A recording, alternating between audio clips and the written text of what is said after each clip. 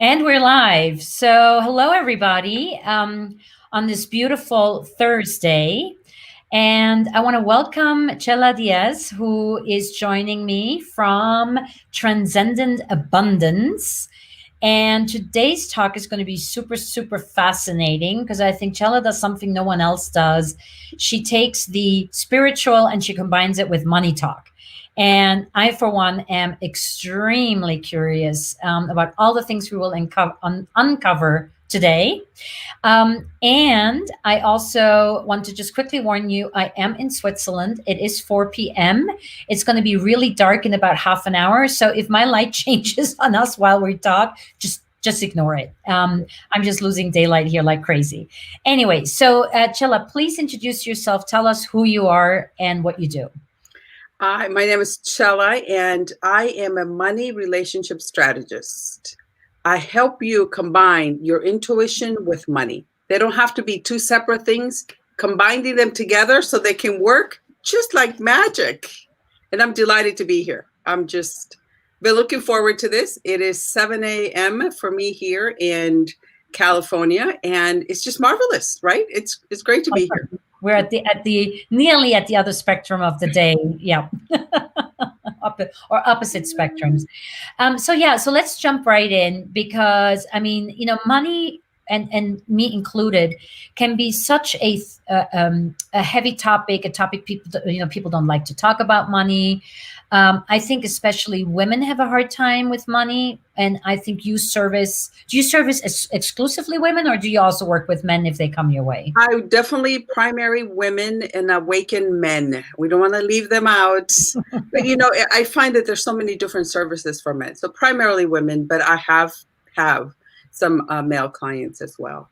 And I think that especially women, right? Because we go back to where women are, and I know this goes back, and I know this is no longer what happens, but we go back to where women were told, you get married, you have the household and all of that, right? And then when women joined the workforce, that is, things change, but we still had the same beliefs, right? Yep. So 76% of women do not believe they are good with money.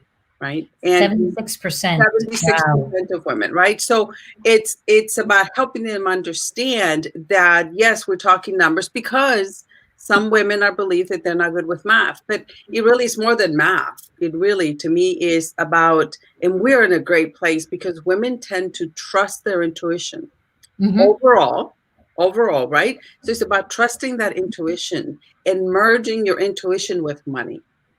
And so I want to pick up on something and want to get back to what you're saying, obviously. Yeah. But so 76% of women don't think that they're good with handling money. That blows me away, thinking that women are often the ones that hold the purse string in a family to make sure that it all works with the expenses in the household and the food on the table and all that. And that nowadays microloans are being given to women mostly in underdeveloped countries because when they make money and they handle money, they actually invested into the education of their children and invested into growing their businesses and not in booze and, God knows what that I don't want to mention here on a nice live, vlogcast. So that's really interesting that the perception is that the number blows me out of the water, actually. Yes. And that's recent. I mean, we're not talking 20 years old. That's a recent, right? So that's where, it's just helping women understand that that's what it is, because we do manage the money, right? We absolutely do. I think where they get, it's like about the investments and the long term and the retirement, right? That gets to them. They're able to do great at the everyday. But it's when it comes to planning, the long-term planning is where I believe, this is a belief, this is not a study, where they think that they're not good at doing that. Mm-hmm. Yeah.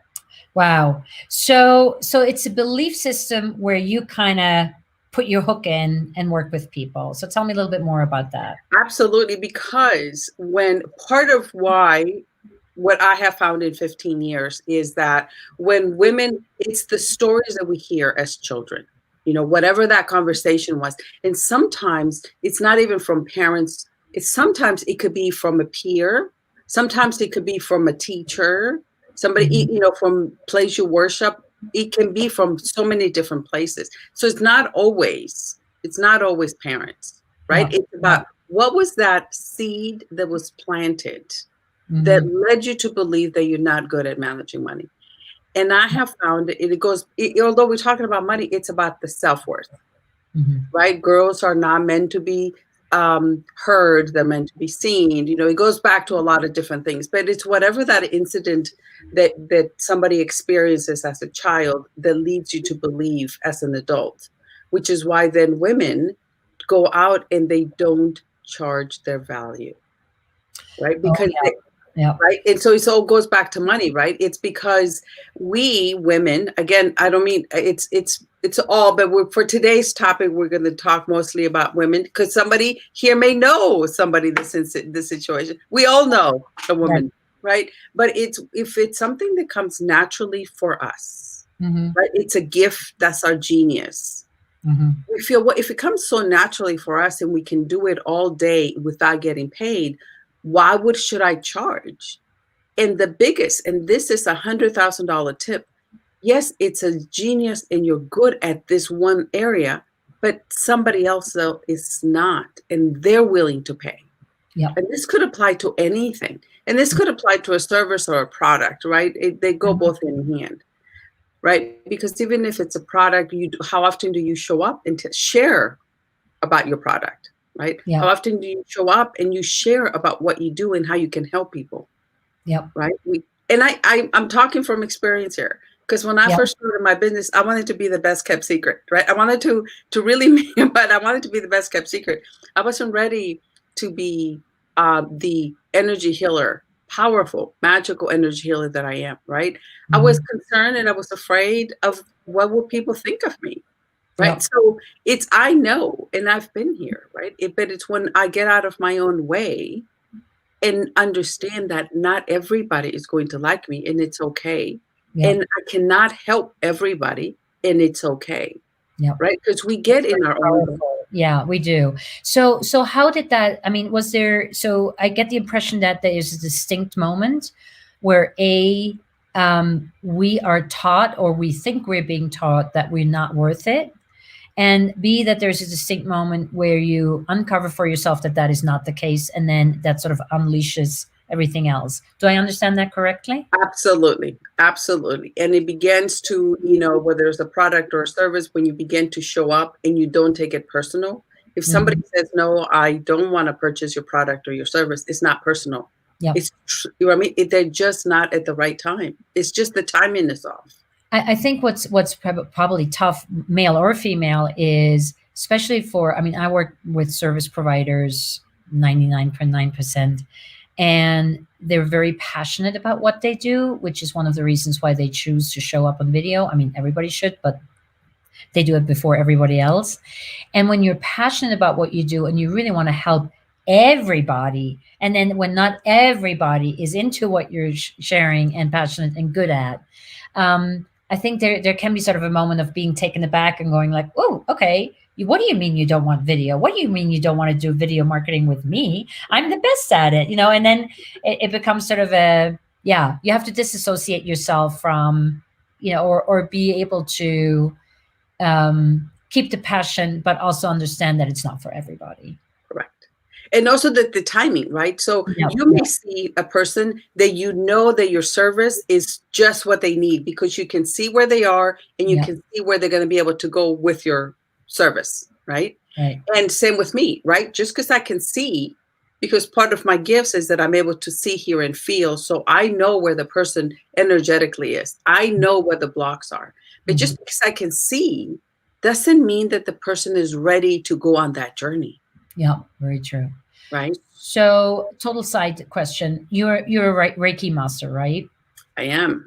That So, also, I have over 15 healing certifications. wow, wow. So, I mean, Reiki is the one I'm familiar with. Does that work over Zoom?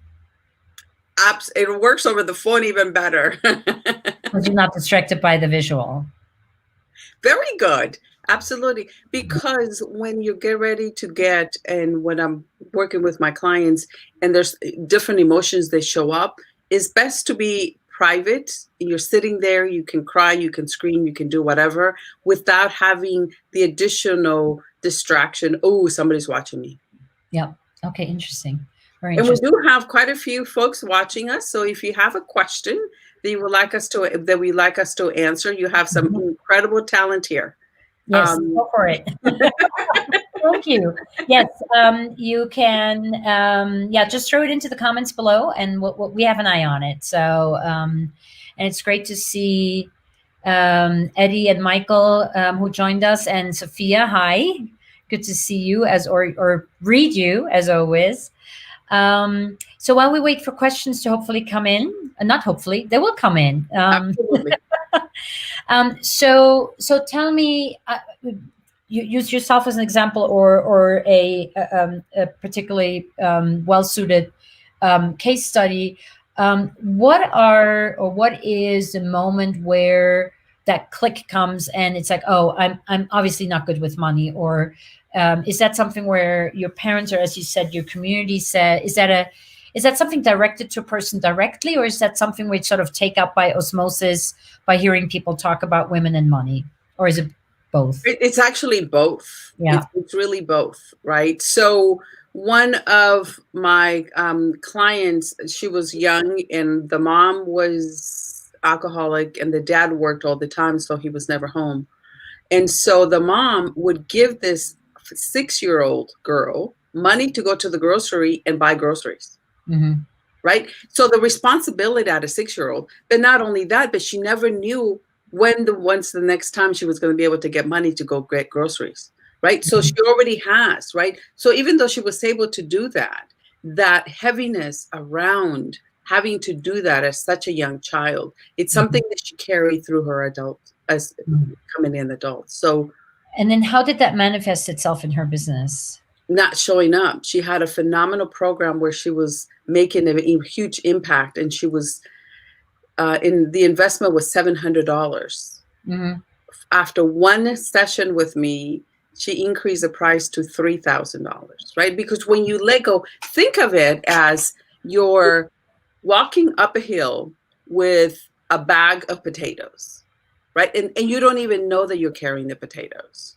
But when you become aware of what that conversation was or what that incident was, and you let go. Now, I'm not going to lie to you. We're not going to let go of the 50 pounds in one, but we began to let go. So what if we cut that into 25 pounds? You're becoming lighter, and you're no longer subject to that. So you were able to see with clarity the things around you. And she, of course, she landed 2 clients right away. And then so it's about getting the clarity, because you no longer, and the biggest thing is clients, every single one of them says they are lighter, because when you let go of the emotional baggage is no longer subject to, you're able to see things around you with clarity. Yep. Yep. So we have Jennifer ask a question. I think the move to buying so much online and Amazon, etc., makes it harder to teach about money. When you don't have the physical money to see, it makes it seem magical when stuff just shows up at the door and you didn't see the money exchange hands. That's an interesting, very interesting thought. And I have some thoughts, but I know for you for sure. So go for it. We do, and that's a really great question, Jennifer. And you are right. But this is where having a spending plan comes in handy, right? Because you're going to stick to the spending plan. And I have this, and the spending plan is for you is how much are we going to spend on whatever, right? So when you have this, it takes a little bit of discipline, right? But when you have that, it makes it a lot easier for you to stay on track. Yeah. I mean, I used to budget myself all the time because I was a freelancer. So it was feast or famine for many, many years of my early adult life. And I very quickly had to learn that, I was making really great day rate, but I was only making it for 6 or 7 days a month. So I had to learn to manage it. But, I think with the virtual money, I think I don't even think about money anymore in terms of actually shelling out cash, because I've always had a budget. But what I did when my nephew turned 13, I gave him a little sort of a spending account, here in Switzerland, where he lives. You can do it with sort of the post office. So it's not like a real bank account yet, but it's sort of an intermediate step. And but you never see the money. It's a card. It's a debit card. And I gave him a debit card at 13, and I put in, I don't know, $10 a month or $20 a month, just for him to learn to deal with virtual money, because I was afraid that, if he's all of a sudden given a credit card at age 16 or 18, that, yeah, that might end up not so well, as, Jennifer pointed out, with sort of dealing with the virtual side of money. Yeah, So, go back. That's a very good point, because, and that's it, right? We really, we need to really start teaching our kids, mhm. right, about how this works. Yeah, and reprogramming the conversation around women versus men versus money. I mean, I certainly grew up in what you're describing, where my sister and I were raised to be good housewives and interesting housewives, but to be housewives and mothers. And the idea was to have a higher education, to be a good conversationalist for our husbands. I mean, just the idea of that. I mean, we grew up in I was born mid 60s, so 70s, 80s. I mean, that's not that long ago, and that's batshit crazy, So for me, I know I always say, like, I lost at least 2 or 3 years of my career to be not even being able to talk about money or asking for money. And even today, I just recently had a call with somebody who charges $750 an hour. I'm like, what? And this is a woman. And I was like, what, really? You can ask for that much money an hour? And she's booked solid, and it's like everybody's clamoring, and she's phenomenal. Don't get me wrong, but there's other really phenomenal people out there who would probably charge for the same thing $150 an hour, Right. So that's the difference, to let go of that. Yes. So, and I think that's you just pointed it out, right? It's how we were programmed, so we need to reprogram. I think of it as we need to upgrade, right? We constantly upgrade our phones and our computers. Let's upgrade our mind. Yeah, that's actually a beautiful, and I do have a follow-up question on that. Yeah. So Brittany is asking, how do you recommend that business owners identify their specific money hangups? How can we start to unpack our money baggage? I think that is sort of the quintessential question of today. That is, I'm so delighted. That's $100,000 question. And that is, begin two-parter. One, what was the money conversations you remember as a child? Because once you identified, and connect the dots to current. How do you talk about money? Mm-hmm. Do you talk about and just do this for 2 days? 2 days. Keep track of how you're talking to money. Do you say, how much does it cost? It's too expensive. I can't afford it, right? Because if you're saying that as an adult, connected to the conversation that you listened to as a child, that's going to tell you what the money hangups are. So that's the connecting the dots. And for me, is writing letters to that event or that scene. I'm also going to suggest you listen to Joseph Murphy, The Power of the Subconscious Mind. You can pick it up on YouTube, listen to it, because that's going to help you, what we just said, reprogram and upgrade your mind. Very, very, that's the foundation. Mm-hmm. That once you have that, you're going to be able to see, and with the letter writing, you let go of what doesn't serve you. And that's the magic. That's right, because that's when it begins. You identify, you connect the dots, and then you begin to release. Magic. Release by putting it into writing, longhand, I would imagine. Yes. Yeah. And I've done letter writing actually for other things in my life, and I've found it to be very cathartic. And I think the language that we use around that's, I read a very interesting book many, many years ago called The Culture Code by, I think the guy's name is Colter. And it was how different cultures use language to express events and how that shapes how they react to things. And he's coming from an advertising point of view, so it was more like how we use language in advertising. But it was really interesting. An example that's so stuck in my mind And I'm outing myself as a boozer, but it was like how different cultures use language around alcohol and how it informs how they deal with alcohol. And the same could be done with money, right? So, but it's like, is your language around getting sloshed, drunk, hungover, etc., or is it about what the French would do, talking about savoring, enjoying a glass, vintage stuff like that? So it's just a completely different language environment. And I would imagine that with money, it's the same thing. So if your language is around, can't afford it, too expensive, how much is it? I know people who will only buy if it's a deal, no matter what the deal is, but it has to be a deal. Um, and I know a lot of people who will only sell it with a deal because they think they can't ask for and I'm guilty of this too. It's like, my course is 2,000, but I have this special and you'll get this, and this, and you'll get 10% off, And it's like, why, right? Because we want to feed into that people who only buy when they get a deal. Absolutely. Absolutely. And that was gold. So the same way we talk about alcohol is the same way we talk about money. And so the other bonus tip is, as you're writing a letter to let go, write a letter to money. Invite money to come back in. Treat money as a friend. And write a letter. And the magic is that after you write the letter, you burn the letters. Oh, okay. You don't keep burn the letters. Yeah, sometimes you want to keep, sometimes you write a letter for your 6 months from now or 12 months from now. That also is the case. But some of these where you're letting go and you're inviting, I believe in burning. You can make duplicates if you want to keep them.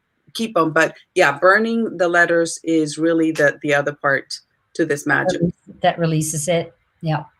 And it's fun watching it burn. Well, that's me. I like it when it turns into ashes.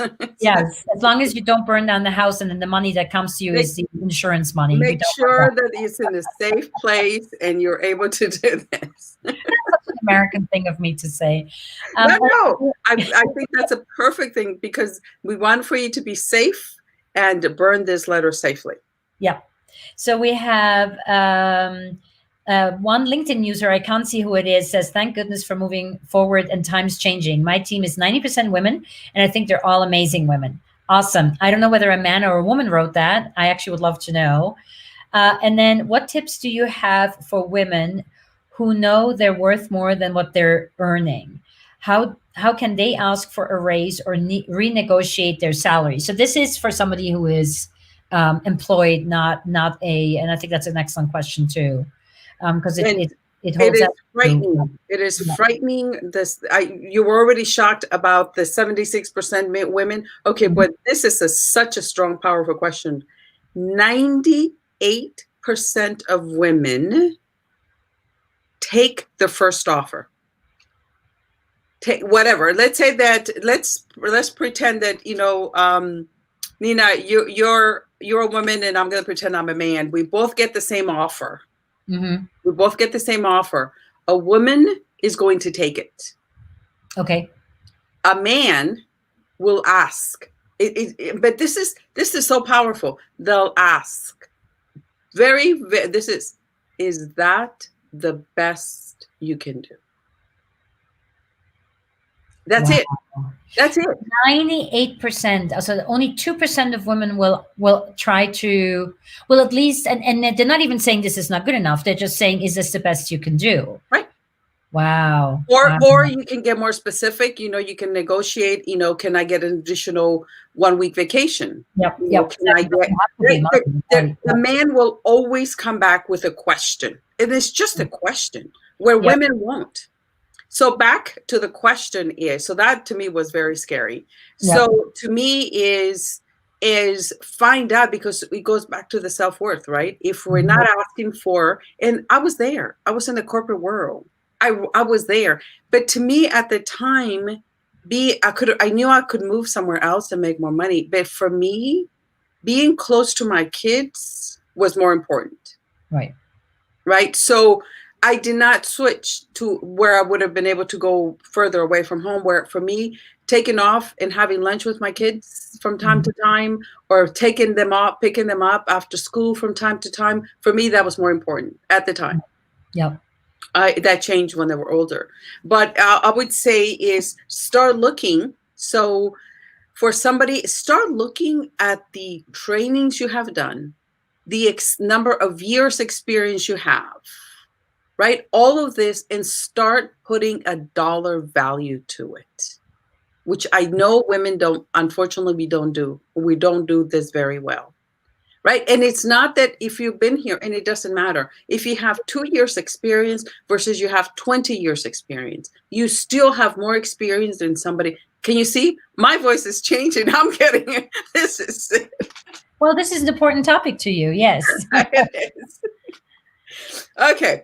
But look at what you have, whether you have 2 experience, that's still more experience than somebody that's brand new. If you have 5 experience, what additional trainings? So experience is huge, and put a dollar value to it. It doesn't matter put a dollar value to it. What additional trainings have you taken, right? I know when I was a real estate underwriter, I did so many trainings. So what additional trainings have you taken, right? What additional skill set you have that you bring to the table that helps you in whatever position or job you have. So and that brings up another question for me. So I think women tend to, is that from your computer? Yes, unfortunately. It sounds like a boat coming into the harbor, like a foghorn. Are we good? Oh, you're still on mute. Okay. So while the foghorn is going off in Chella's computer, I'm going to ask the next question, which just came to me as you were just talking now. So there's also the disparity of men being paid more for the exact same job than women do. Do you work with people in those situations as well, to help them get to parity with their male counterparts? It goes back to the same thing. They get paid more because they asked for it. Yep. Okay. So So what I'm now curious about is to shift a little bit and tell us a bit how it actually is to work with you. So we've talked about the identifying the moment or some moments where there was talk around money in your childhood that made you as a woman believe that you are not as good with money as your brother would have been, or your cousin or whoever, or the other kids in your school who happen to be identifying as male. And then step number 2, how does that translate into working with you in actuality? Yeah, we just it's a layer. There's different layers, right? So we just take off. I'm a very quick, fast, efficient. It really does look like a boat is trying.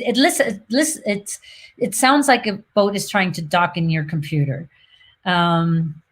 Anyway, is it still going on? Okay. Yeah, this is going to. So I would say is layers. We take off the layers. Okay. Yeah. One at a time. 5 sessions with me, and we're rocking and rolling.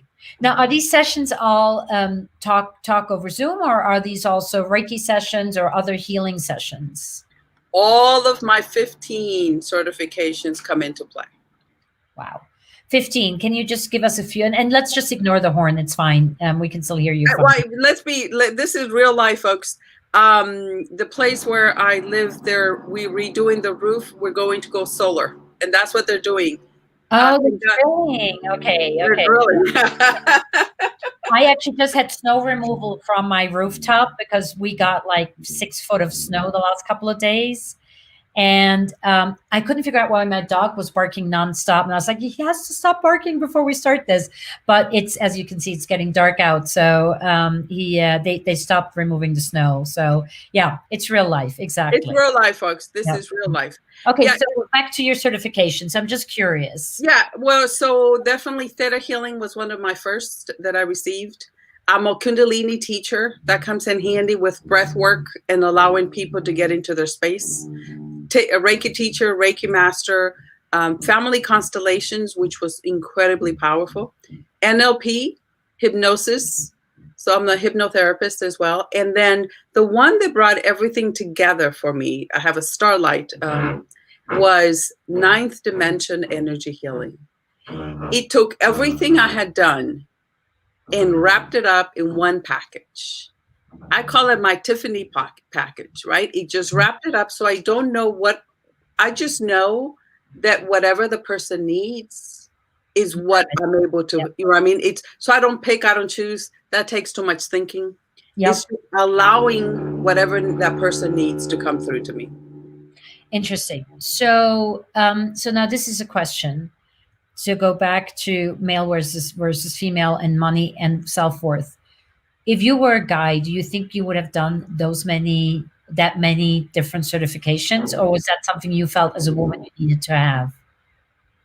That's $1 million question. I guarantee you, if I was a man, I would not have taken all those certifications.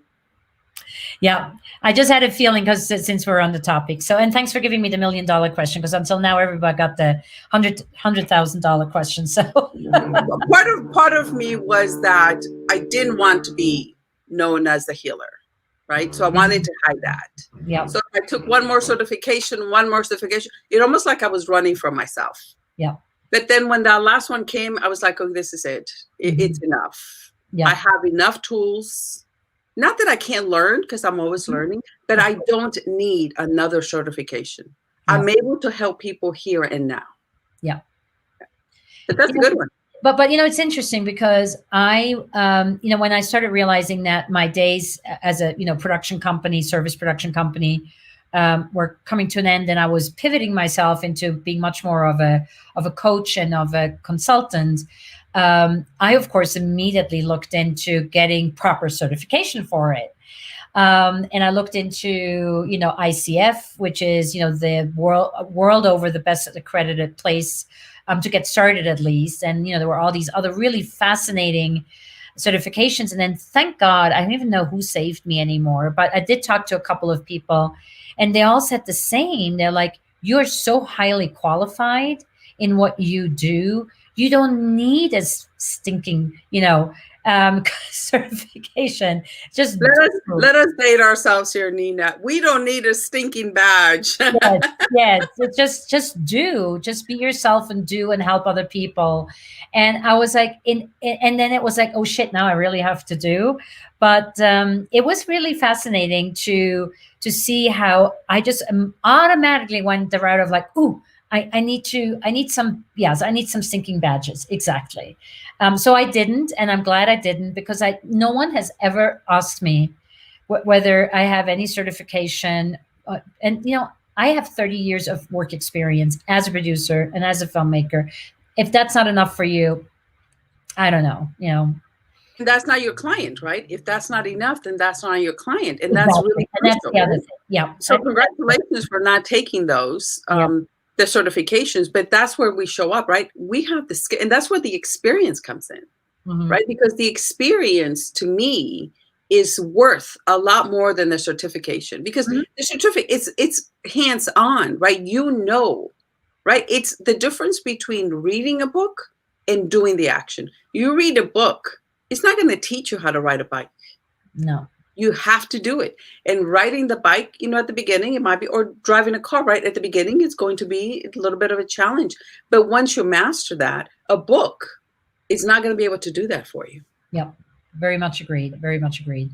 And I mean, and again, in all fairness, there's certifications where there is a hands-on element to it, of course, as well. Right? Absolutely. And not to say that we don't need certifications. If you're just starting out, the best way for you to get practice is going to be a certification. I'm talking about the person that has 10 years experience, 20 years experience. A certification in that case is not going to help you.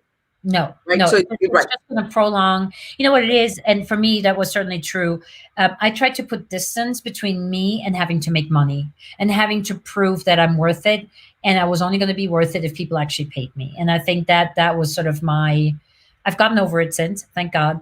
And I'm sure there's more work to be done around that. But the hangups that come with money they can be very severe. They can be very severe. And they're sneaky, right? Because we don't always see it as money. All right. So that's a great question. And thanks for bringing that up. So what do you have like a top 10 list of, you're having a money problem if. Yeah, I love it. And I'm glad we're recording this. You know that you have some money challenges if you find yourself that you haven't increased your price in 2 years, or you haven't asked for a raise or an increase for 2 years. You know that you started your job, you started whatever it is that you're doing because you wanted to help people, but you're finding yourself overwhelmed because your prices are too low. So you're having to get too many clients in order to, right? And Ah. you're so busy doing the work Mm-hmm. that you're not really realizing, wait, if I just take a moment, increase my price, have less clients, have more work. Yep. Right? So that's that. You haven't increased your price, you're finding yourself at that. And then you're losing your passion for what you do. Yeah, when you're Because overworked. because when we began to lose, this week, I had a 16-hour day. Mm-hmm. Loved every minute of it. And then the following day, I took time for myself, right? So it's not that we're not going to have long days, and it's not that we're not going to have, tough days. Is that, are you loving every minute of it? Yep. And then are you allowing yourself to reset?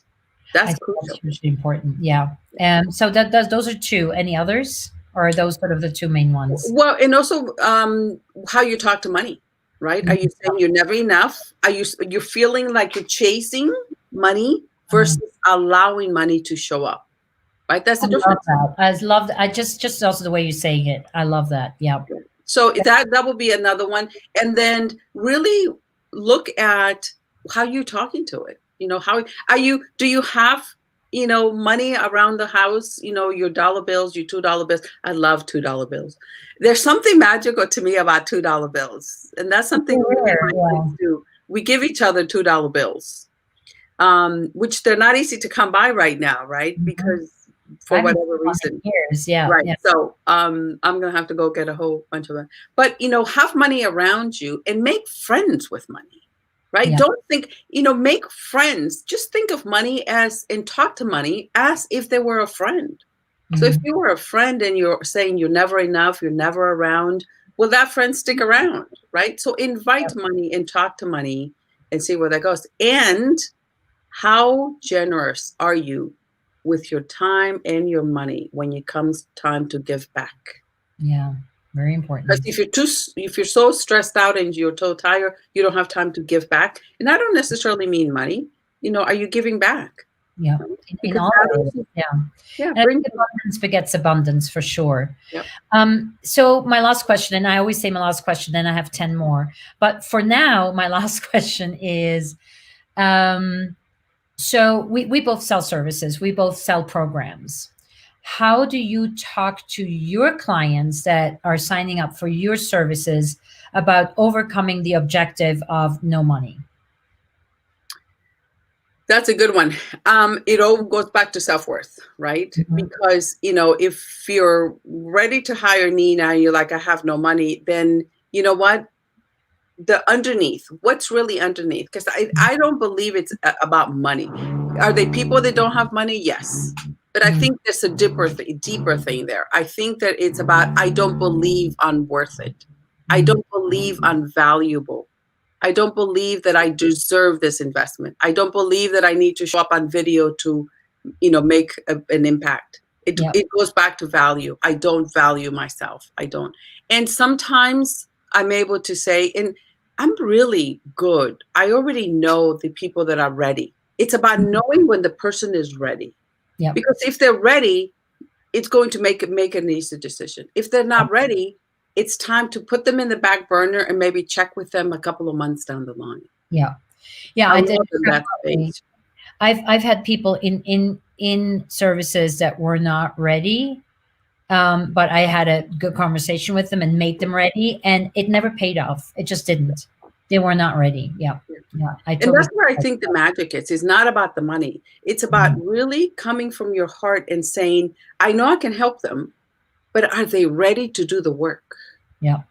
Right? Because if they're not, those are the challenging clients, right? And who wants challenging clients? We're just not a fit. Yeah. Simply not a fit. So Peter says, your show is always solid. Thank you. Thanks for your brilliant and your outstanding guests. Thank you, Shala Diaz, for blessing us with this presentation. By the way, I love $2 bills too. My mom always said, keep one in your wallet for good luck. Too bad I don't think of luck the same way she does. Um, I so would like, Peter, I would like to change your mind on that if I can. So I would replace, because it sounds like you may have a little tough time with the word luck. I think of it when I go into my wallet, which I do carry a $2 bill in there, several actually, and my kids wrote on there, "Do not spend me," in pencil. They do not spend me. But I think of it for me when they gave that to me, the gift of it, and it makes me smile.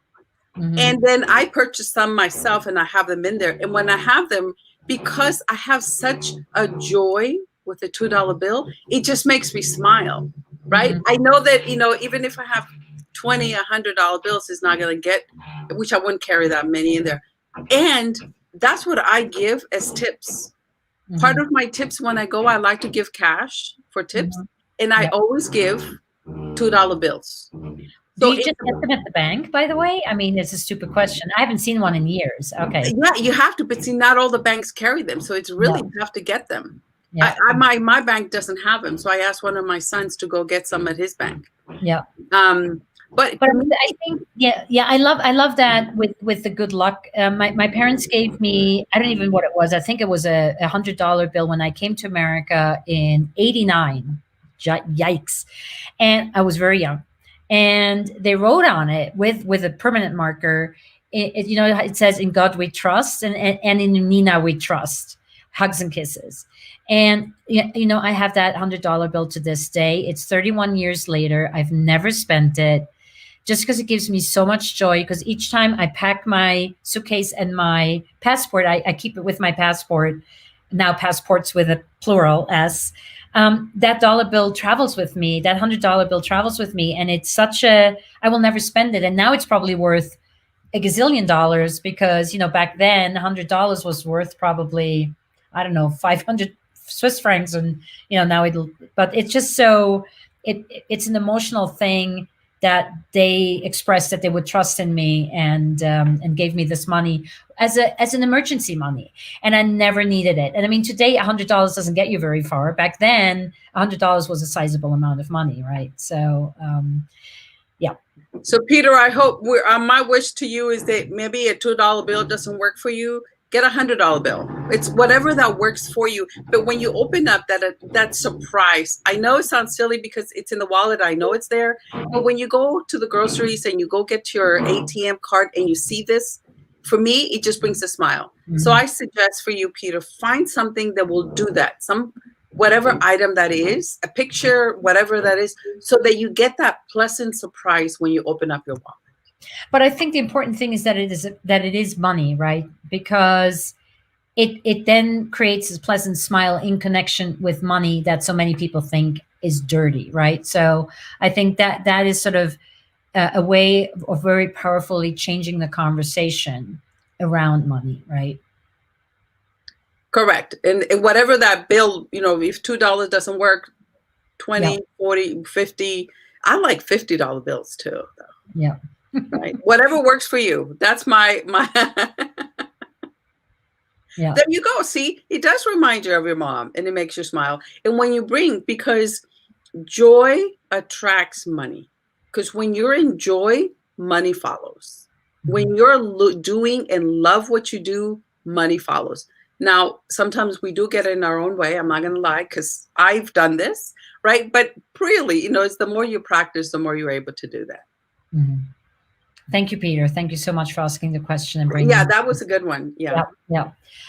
All right. Anything that I should have asked you that I did not ask you? I think we had a phenomenal time. My wish is that you go out and find what is that money conversation. Check out Joseph Murphy's book. My other one is The Wisdom of Florence Scovel Shin. Both of these are available on YouTube. And start doing something, right? Because both of these resources are going to help you begin to reprogram, rewire, upgrade your mindset. Beautiful. I'm so glad we did this. Me too, Joe. This was amazing. I had a feeling that we were going to have an amazing talk. So very excited. And thank you so much for your time. It's been a pleasure. And thank you for shedding light on our relationship, our collective relationship to money, especially for females. And I wish you a happy holiday season and a phenomenal and prosperous 2021. Amen. Thank you. Yes, amen to that. Bye. Bye-bye.